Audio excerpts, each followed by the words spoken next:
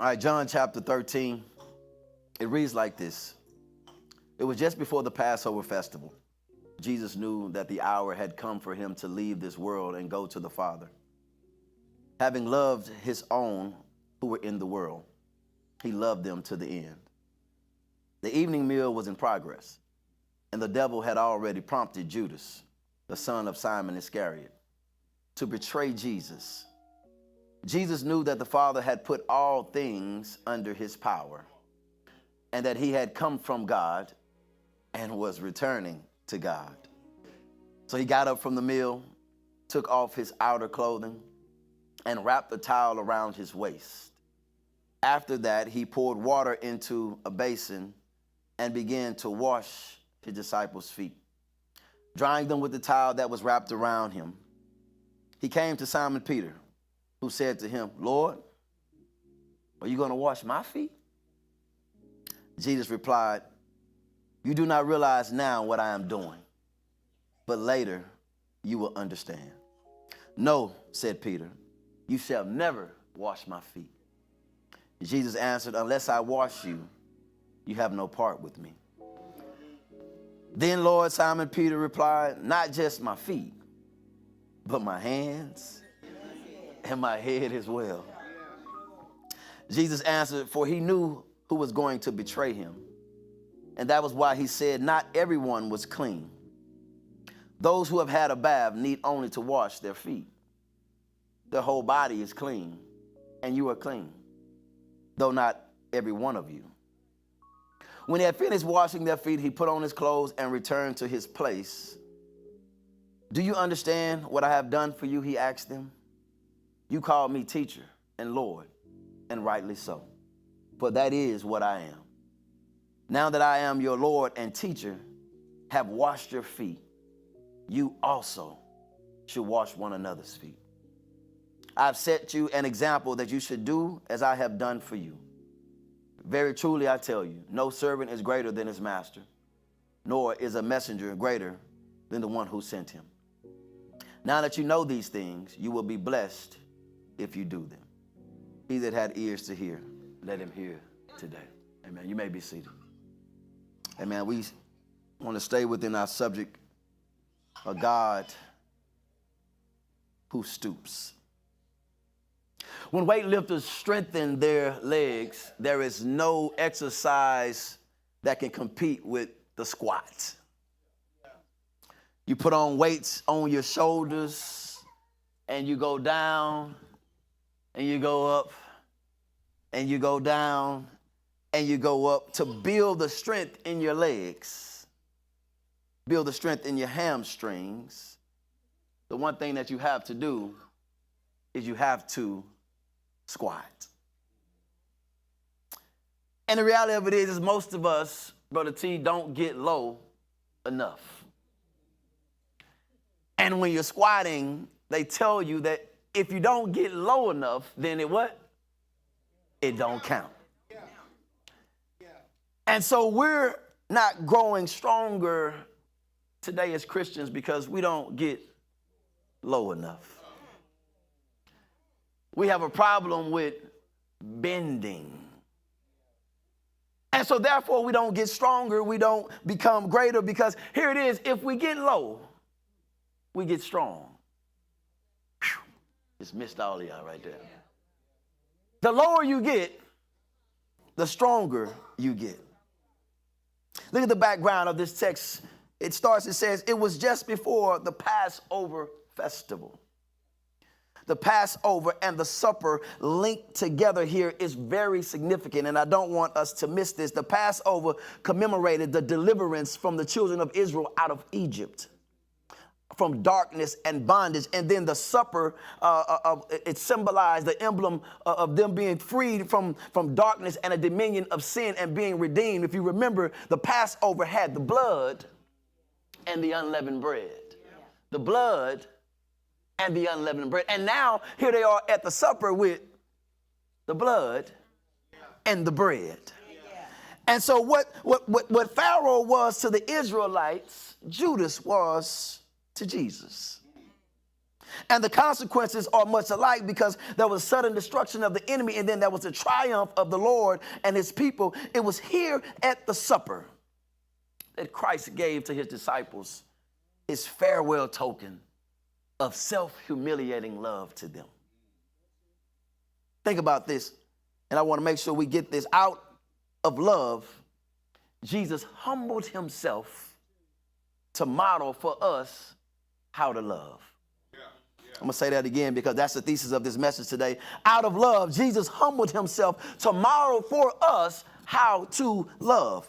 Listen to what he says. He says, the evening meal was in progress. All right. And the devil had already prompted Judas, the son of Simon Iscariot. I thought it was very interesting here, Brother Grant, that it mentioned his father. Because sometimes what we don't understand here as Christians is sometimes your actions don't only affect you, but they also shame your family. And so here it mentions who his father was, to let him know that not only was Judas betraying Jesus, but now what would happen to his family? How would they look at Judas for the rest of their life? He said Jesus knew that the Father had put all things under his power, and that he had come from God, and watch this, and he was returning to God. Here it is. I just want to open this up and give you guys a couple of quick points, and then I'm done. But I want us to expose this thing so we can see it in its rightful text, in its rightful context. The first thing that I want us to see is what he did. What he did. The scripture says, so he got up from the meal, took off his outer clothing, wrapped a towel around his waist. After that, he poured water into a basin and began to wash his disciples' feet, drying them with the towel that was wrapped around him. Y'all walking with me? So the first thing that we have to understand is who he is. Who Jesus is. John 1:18 says, no one has seen God but the one and only Son. Watch what it says now, don't miss it. Who is himself God. Come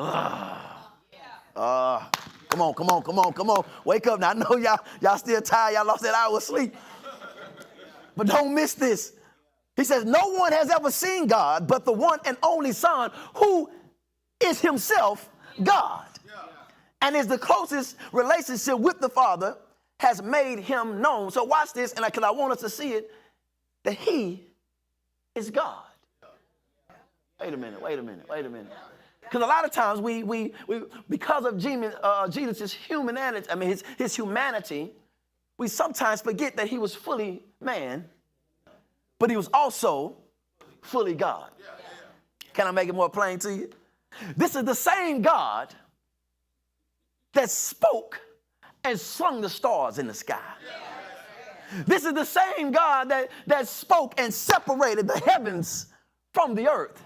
This is the same God that spoke and said, let there be, and there was light, and then there was darkness. This is the same God that says, let there be, and there was fish and creatures in the water. This is the same God that said, let there be, and then there was vegetation that grew from the ground. This is the same God that blew into the nostrils of man. And now this God has now wrapped himself in human flesh and came through a virgin and went and was born in a manger, and now he's stooping to wash the feet of his disciples. Here's what I want us to see what he did. Here's what he did. He became a slave. Because this picture that we're painting of Jesus as he's taking off his garment, and as he's taking off his garment, what that meant was it symbolizes Jesus taking off his glory. I need y'all to see this today. He's taking off his glory, and then watch what he does. He wraps he wraps a towel around him, and now he becomes a servant. It shows that him coming down from heaven, taking off glory, and then becoming humble like a servant. And watch this, because here, what we have to understand in the Jewish custom, it was unlawful and uncommon for a Jew to wash the feet of another Jew. Slaves washed the feet of people when they came into the house. And hear and understand this, not even Jewish slaves washed feet. But only Gentile slaves washed feet. And so here's what you got to Jesus became the lowest of the low so that he might serve and illustrate to his disciples what they were to become. He became a slave. Philippians 2:7 says Jesus emptied or humbled himself. And it says he adopted the form. That word form is morphe in the Greek, which means it's the posture or the role of a servant. So now you see Jesus as he assumes the posture of a slave. I hope y'all can see this. This is the God of the universe. And now he's taken on the form of the lowliest slave. And I need you to see the attitude in this thing, because what God is saying, I came not to be ministered to, but I came to minister and give my life. That's what the scripture says. He said, I came not to be a minister to, but I came to minister. That means I came to serve. I came to be a slave. I came to give my life as a ransom for you. This is what he did. Max Lucado said it best. Grace is a God who stoops. Yes. I need you to see it right now. Jesus stooping to wash his disciples' feet. He became a slave for you. He became a slave for me. And here it is. That's what he did. But now I want you to see who he did it for. This is good. This is good. Who he did it for. Can I walk you through some scriptures right now? Matthew 26:14 says, then one of the 12, the one called Judas Iscariot, went to the chief priests and asked, what are you willing to give me if I deliver him over to you? So they counted out 30 pieces of silver. From then on, Judas watched for an opportunity to hand him over. Luke 22:54. Then seizing him, they led him away and took him into the house of the high priest. Peter followed at a distance. And when they had kindled the fire in the middle of the courtyard and had sat down together, Peter sat down with them. A servant girl saw him seated there in the firelight.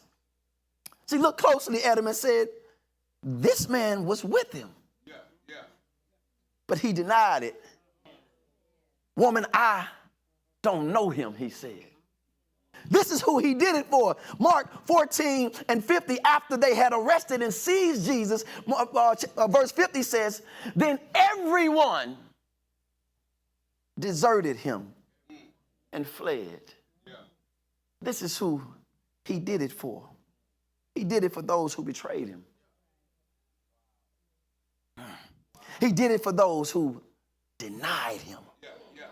He did it for those who deserted him. He did it for those who would turn their back on him. Can't you see it? They're sitting around the table. And I need y'all to see this, because they're not sitting at a table like we sit at a table. Right? Y'all don't mind if I teach today, right? I know y'all came to run around the church. I want to teach today. All right? Because they didn't come and they didn't sit at a table the way we sit at a table, but the table would have been more of a U-shaped table. And they would all kind of lean and recline. Watch me. Come on with the camera. Come on, follow me. All right? They would lean and recline, and they would lean on their left arm. And their feet would be behind them like this. And they would reach over on the table and dip their bread and eat their bread and eat with their right hand while leaning on their left hand. And so they're leaning and they're eating, and here they are all around the table. And then all of a sudden, Jesus gets up, takes off his cloak, and starts washing their feet. Now you got to understand whose feet he's getting ready to wash. You got to think about it. Remember, it was James and John who came to him, who sent their mother to him, and they wanted to know who's going to be the higher one in the kingdom. Who's going to sit at your right hand and your left hand? And so there you see Jesus washing James and John's feet, letting them know, I'm the servant. And the word says, the first shall be last, and the last shall be first. Can you see him as he makes his way to Bartholomew and he washes Bartholomew's feet? Can you see him as he makes his way to Nathanael and he washes Nathanael's feet?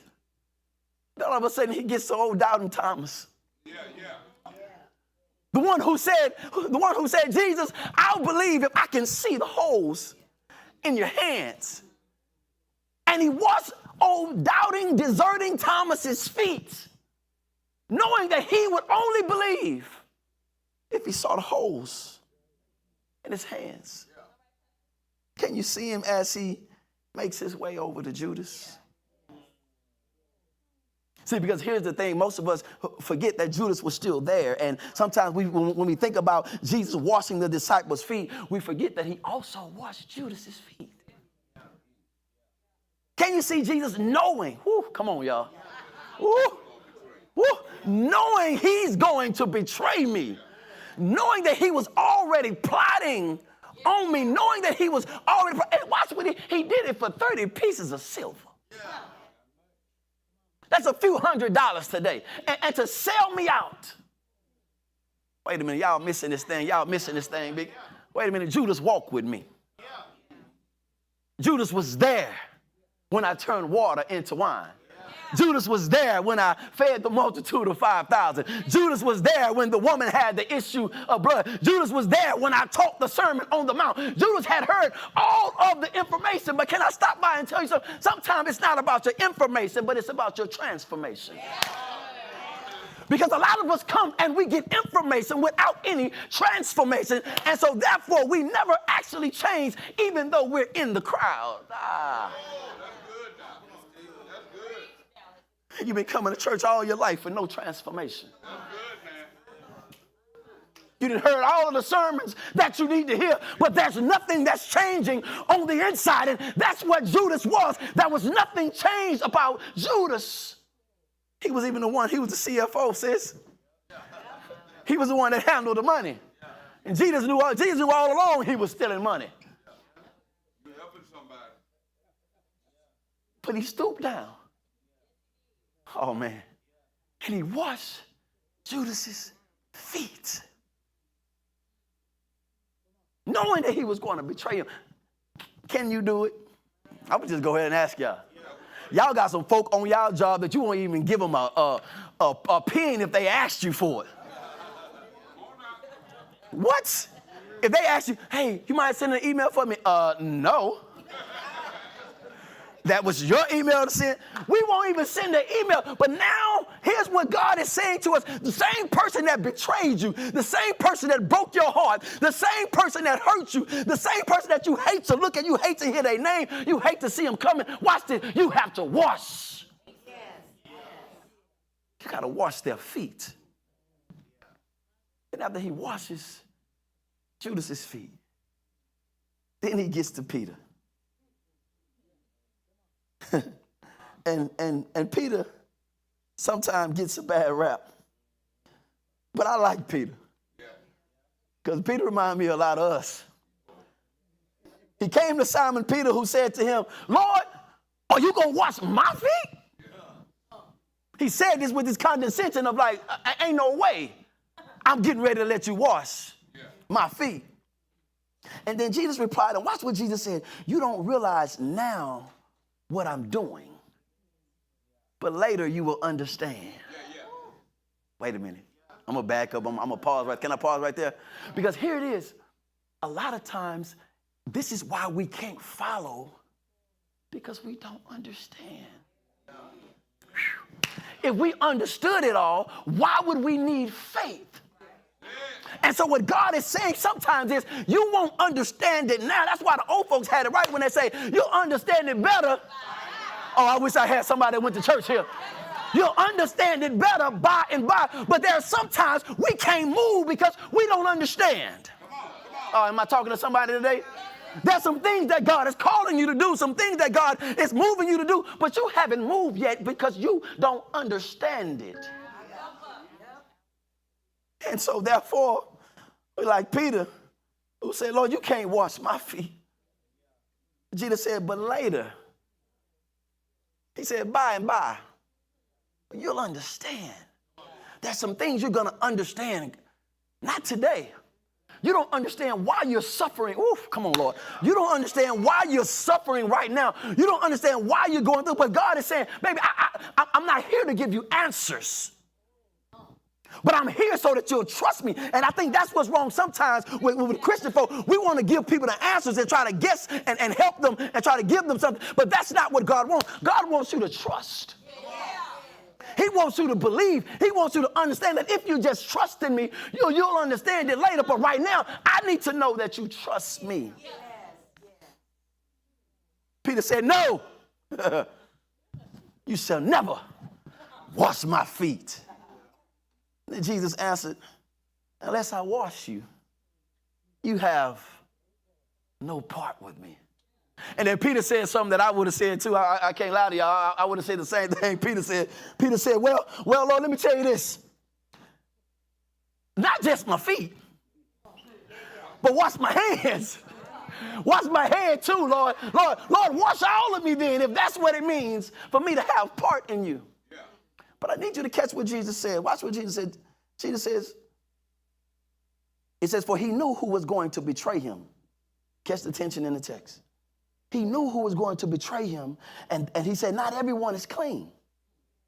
Those who have a bath need only to wash their feet. Wait a minute. What does that mean?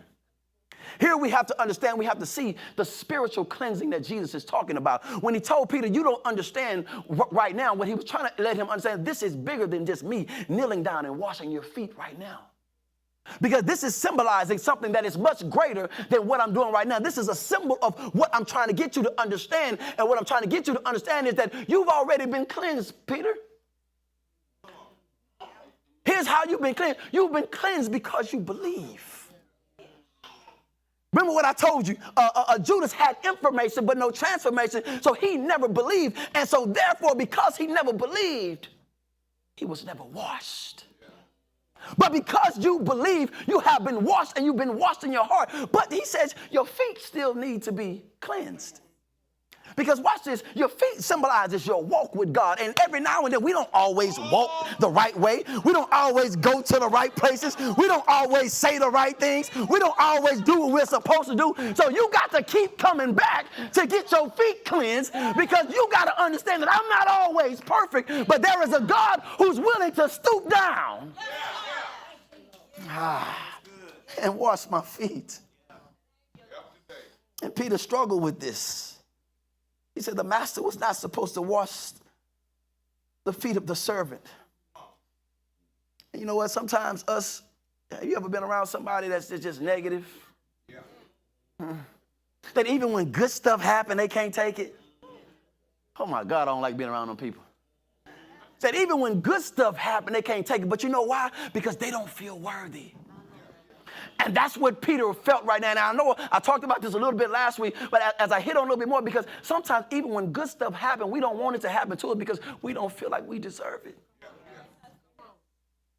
That's what Peter felt. He said, Lord, I don't deserve for you. You're God. You're Jesus. You're the Messiah. I don't deserve for you to wash my feet. But Jesus has to let him know that it's this moment, this beautiful picture that me personally, I would argue this is the most beautiful picture that anyone could paint for Christianity.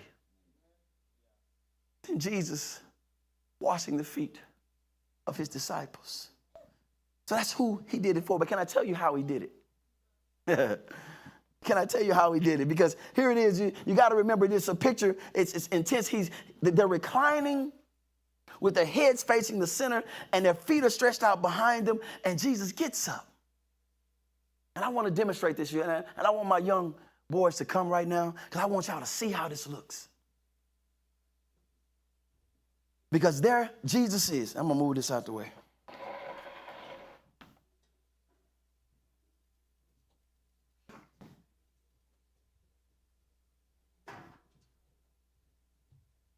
Just give me these two. Just these two. I only got two chairs. Just these two. Yeah, I can go back down. Sit down right here.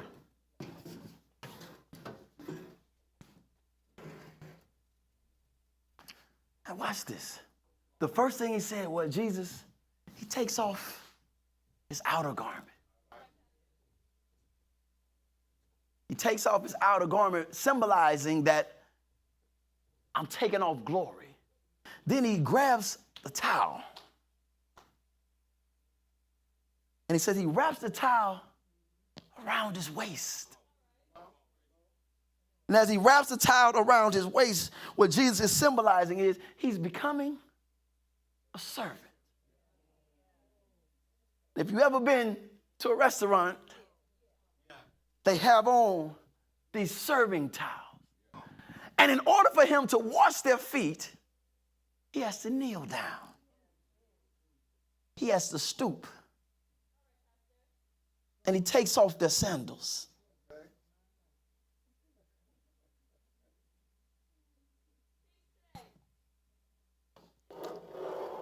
And he starts washing their feet.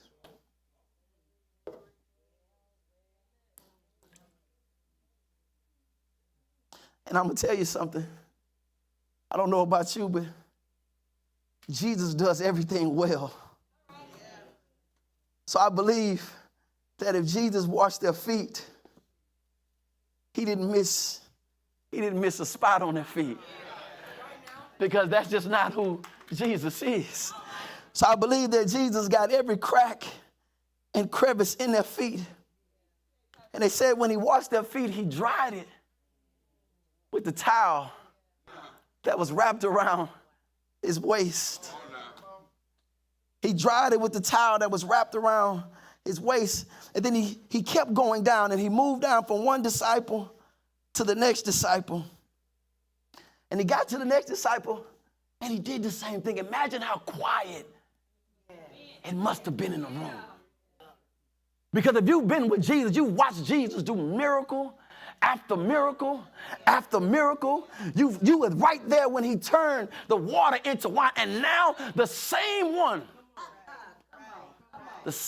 who turned water into wine is now kneeling before you. You're not that good. You don't deserve it. Think about all the stuff that you've done in your life. Think about all the sin in your life. Think about all the things that you've done that you don't want anybody to know. And here Jesus is saying, don't worry. I know that you've been broken. I know that you've been hurt. I know that you've sinned. I know that you still got an addiction. I know that you got things that you don't want nobody to know about. But baby, don't worry about it. Here I am. I came all the way from heaven to stoop down to be able to wash your feet. I came all the way down here because I knew that one day you were going to need me. One day I was going to have to not only wipe your feet, but I was going to have to wipe the tears from your eyes. I knew that one day you were going to get to a point in your life where you were going to get ready to throw in the towel. And so I had to make sure that I came so that you understand that, baby, I got to stoop down because I love you. I'm stooping down because I want to make sure that you understand that nobody loves you the way that I love you. And watch this. Ain't nobody going to wash you the way that I'm going to wash you. Because I'm going to make sure that I don't miss a spot. And then watch this. Here's what I want you to see.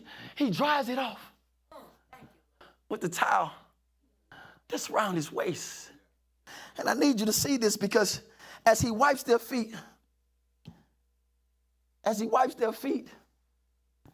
here's what he's doing. He's wiping off the dirt from their feet. And now the dirt is on him.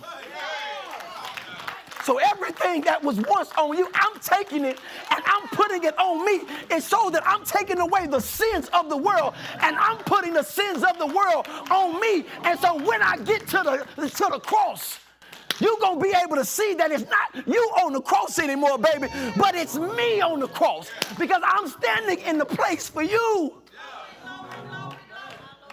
And all of his dirt, all of his sin has been transferred all over to me. Thank y'all. Y'all give him a hand.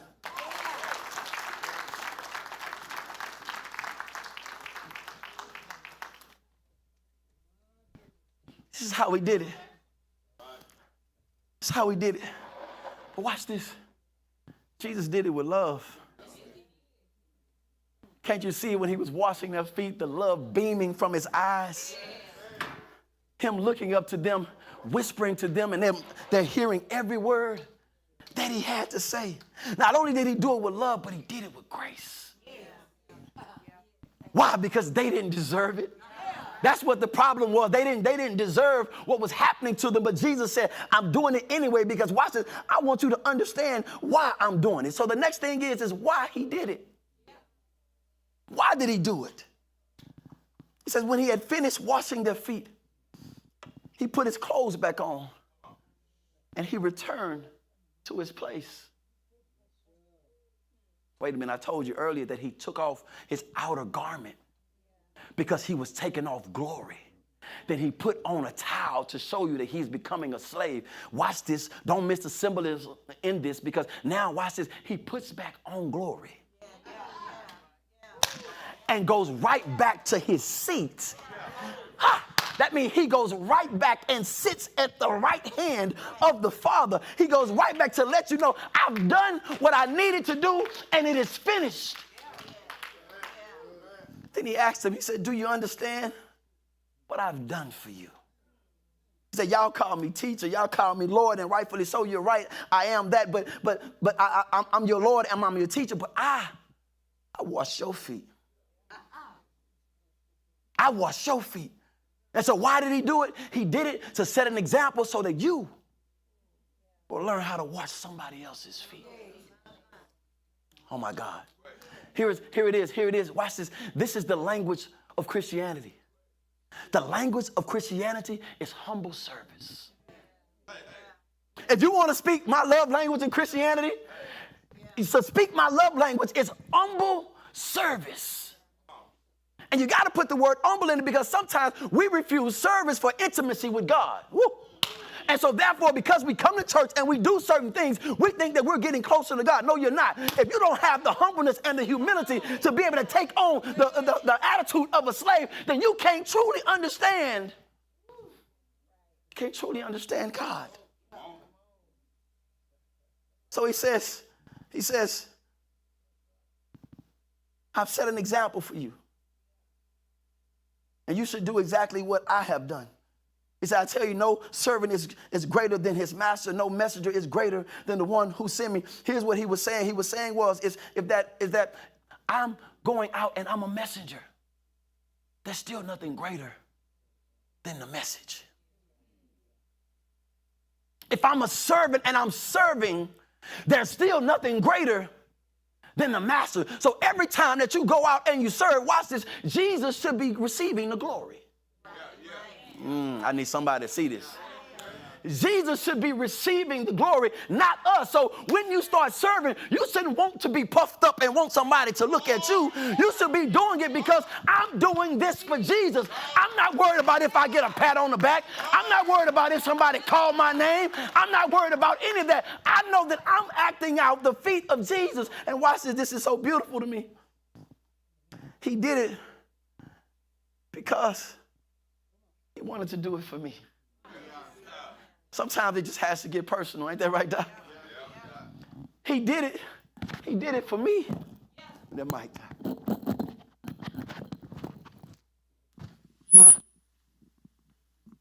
He did it for me. And that's what's important to me because here's what I want you to know. I was a sinner. Like Paul said, I was a chief sinner. Let me tell you something. Couldn't nobody beat me sinning. I think I had a scholarship to sin. I was in the top of my class. I was in the top 10%. Salutatorian, valedictorian of sinners. But then Jesus, he saw me. Jesus, he saw you. And he wants us to know that your primary role as you sit in these seats and as you come here every Sunday, your primary role is to be a servant. Pastor, I got to be the deacon. Pastor, I got to be in charge. Pastor, I need a title. No, he said your primary role is a servant. Remember in the parable, he says, well done, thy good and faithful. He didn't say, well done, thy good and faithful deacon. Well done, thy good and faithful servant. For you have been faithful over a few things. He said, but come on up and I'll make you rulers over much. Here it is, and I'm done. Your primary role is to be a servant because you get to wash feet. You don't have to wash feet, but you get to wash feet. Wait a minute, Pastor. What I'm saying to you is today, it is a privilege to wash feet. No. Can I tell you why it's a privilege? It is a privilege to wash feet because in the privilege of me washing feet, I look like Jesus. And so every day that I'm pastoring you guys and every day that God has called me to be your pastor, all I want to do is wash your feet. All I want to do is wash your feet, not just so you can say, Pastor did a good job, but I want to look like Jesus. I want to make sure that everything that I do, that I look like Jesus. And the God that I serve, he came down from heaven and he stooped down to wash my feet. And can I tell you today, Jesus still washes feet. I don't know who needed to hear that. Somebody needs to hear that today because you were about ready to throw in the towel. You're tired. You're about to give up. It's going on and on. You're tired and you don't know what to do. And Jesus said, baby, don't worry. I still wash feet. Have you been washed by the blood of the Lamb? Has Jesus washed your feet? Here's what I want you to see. Remember I told you about squatting. When you're squatting, it's the lower you get, the stronger you get. And when you squat down and you get low enough, you can put, I hope y'all can see this, more weight on the bar. And you can put more weight on the bar because now you got a lower center of gravity. And the lower that you get, the stronger that you get. And if you keep getting low, you'll keep getting strong. But watch this. This is what we always taught our players when they were squatting. Coach Peridon, we taught them that when you're squatting, it's good for you to look up. Oh my God. Oh my God. I got anybody here that know what I'm talking about? When you're squatting, you got to get down low, but you got to keep your head up high.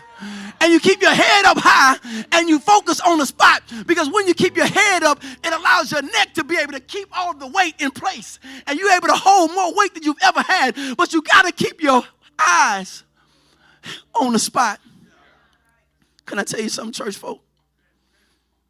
When you keep your eyes off, when you take your eyes off the spot, your head goes forward.